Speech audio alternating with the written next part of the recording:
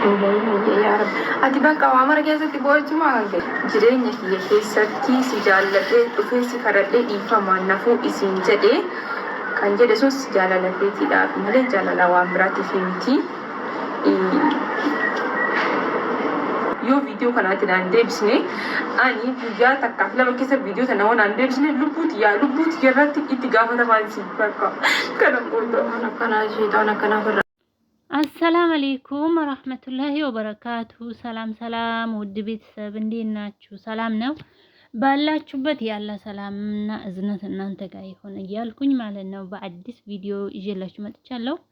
ሮዛ የለቀቀችውን ቪዲዮ ካያችሁ ማለት ነው ሮዛ በጣም እያለቀሰች ነው። በጣምም ታምሜ ሐኪም ቤት ሁላ ጓደኛው ሄጄ ከሐኪም ቤት ነው የመጣሁት አለች ማለት ነው። አሁንም በጣም እያለቀሰች ነው። ሲጀመር የሷ አልቅሻ ደግሞ ወንዝ በሉት ወንዝ እና የሚያስለቅሳት ምንድነው ካላችሁ ማለት ነው ስለ ሰኢድ የሰኢድ ፍቅር ባሰባት ጭራሽ አሁን ከበፊቱ መሰለኝ ስትለመን ጊዜ እንደዛ ተንበርክኮ ቀለበት ያረግላት እምቢ አለች ኮራችበት።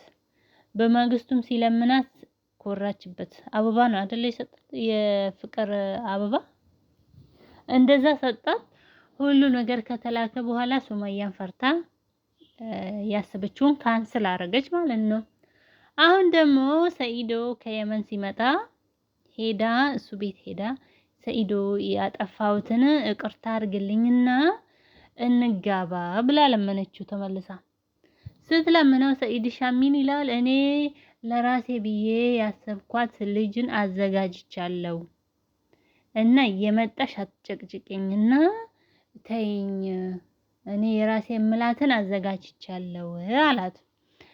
ከዛ እንደዛ ሲላት በማግስቱ ቪዲዮ ሰራ ከልጅቷ ጋር ቤት ሁላ ገዛላት እና ሮዚሻ ደግሞ በልቅሻ እንዴት እንደዚህ ያረጋኛል ያጠፋውትን ይቅርታ አርግልኝ ብዬዋለሁ እና ስልክ ሁላ ራሱ ብደውል አያነሳም አለች። ስልክ ሁላ ብደውል አያነሳም፣ ጓደኛውን ብደውል በሌላ ሰውን ብናስደውል አያነሳልንም።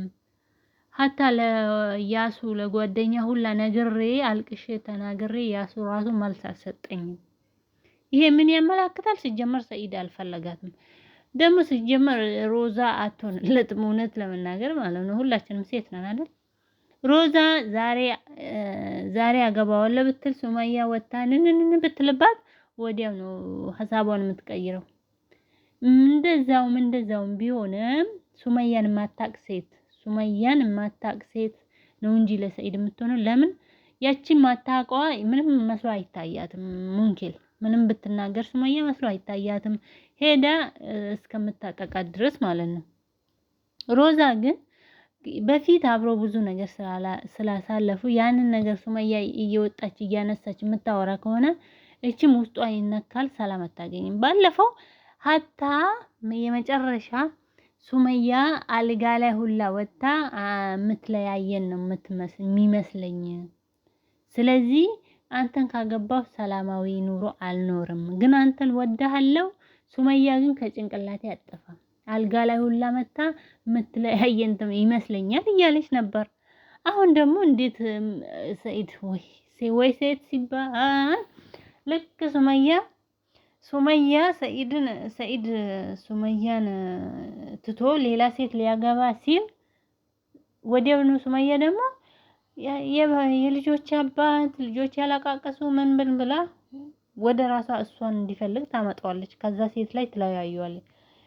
ልክ እሱ በቃ ተለያይቶ ልጆቼ እናት ትበልጥልኛለች ብሎ እሷን ፈለጋ ሲከተል ደግሞ ወዲያውኑ ትክደዋለች ማለት ነው። አልፈልግም ትላለች። ሮዛም አሁን እንደዛው ናት። አሁን እሱ ሌላ ሴት አውጥቶ አገባለሁ ሲል መፈለግ መጣች ማለት ነው። ሰኢዶን ግን በጣም እያለቀሰች ነው እና በጣም ታምም ያለው አለች እና ሰኢዶ ቅርታ ብዬው እና ካልተጋባን ሰኢድ እኔን ትቶ ሌላ ሴት ካገባ በህይወቴ ነው የምፈርደው አለች። እውነት ለመናገር ማለት ነው ከፎቅ ላይ ነው ራሴ ወርውሬ ማጠፋው እና ህይወቴ ከጠፋ ተጠያቂው ሰኢድ ነው ብላ እያወራች ማለት ነው። ሮዛ እንግዲህ ከባድ ነው ሲጀመር ሮዛ ነች እንጂ የወደደችው ሰኢድ ብዙም አይደለም። ይመስለኛል እኔ እንዳሳቤ ማለት ነው። ቢወዳት ኖሮ እውነተኛ ፍቅር ቢሆን እንኳን እሷ ተመልሳ ይቅርታ አድርግልኝ ማለትና እሱ ነበር ሄዶ እና ጊዜም ሰጥቷት ትንሽ ጊዜ ሰጥሻለሁ አስቢበት ብሎ እንደዛ ሊያገባት ይችል ነበር። ግን እሱ ዛሬ ሮዛ እምቢ ስትለው በማግስቱ እኮ ነው የመን ሄዶ አይደል ጋይስ? በማግስቱ የመን ሄደ። የመን ሴት አገኘ። ሲመጣ እሷን ዞር ብሎ አላየም።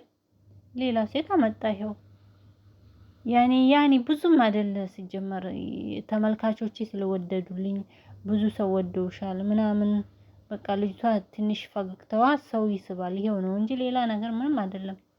ለዛ ብሎ ነው እሱ ተመልካቾችም ብዙ ስለወደዱልኝ ለዛ ብዬም በቃ ትሆነኛለህ ብዬ ነው እንጂ አለኮ እንጂ ብዙም እውነተኛ እሷ ግን በጣም ነው ያፈቀረችው። እውነት ለመናገር በጣም ነው የወደደችው። ለሱ ብላ አይደለ ኪኒኒ የበላቸው ባለፈው እና በጣም ትወደዋለች። ግን ከባድ ነው እንግዲህ ከአላህ ጋር ካልሆነ ሁሉም ርስቅ አላህ እጅ ነው። እልቅ ባትለምኙ ይሻልሻል። እውነት ወንድ ልጅ መለመን ደግሞ ከባድ ነው። ሴት ልጅ ወንድ ልጅ መለመን ወይ ሳይነስ ወላሂ ገደል ይግባንጭ አስተፍሩላህ እና አላህ ይቅር በለን። ወላሂ ለሁላችንም ጥሩ ትዳር አላህ ይወፍቀን። ለምነን ሳይሆን ተለምነን የምናገባ አላህ ያድርገን። እና ሴት ልጅ ደግሞ ወንድ ልጅ ነው ሄዳ ለምና ያ ትዳር ራሱ ትዳር አይሆንም። እኔ ግን እኔ እንጃ እኔ እንደራሴ ማለት ነው። ለምን ሴት ልጅ ትለመናለች እንጂ አትለምንም። ለምን አባቱ ለምን ቆማ አትቀርም? ምን ችግር አለው? ደግሞ የሷ ያለ ደግሞ ማንም አይወስድም። የትም እንኳን ሰኢድ ሌላ ደግሞ የሷ ካልሆነ ሰኢድ ራሱ ምንም ብታረጊ ምንም ወተሽ ብትወርጂ ለህይወትሽን መጨረሻ እንዳለችው ህይወታን ታጠፋለች እንጂ ለሷ ሊሆን አይችልም። መቼስ ወንድ ነው፣ ሁሉም ወንድ ነው አይደል? ምን የተለየ ነገር አለ?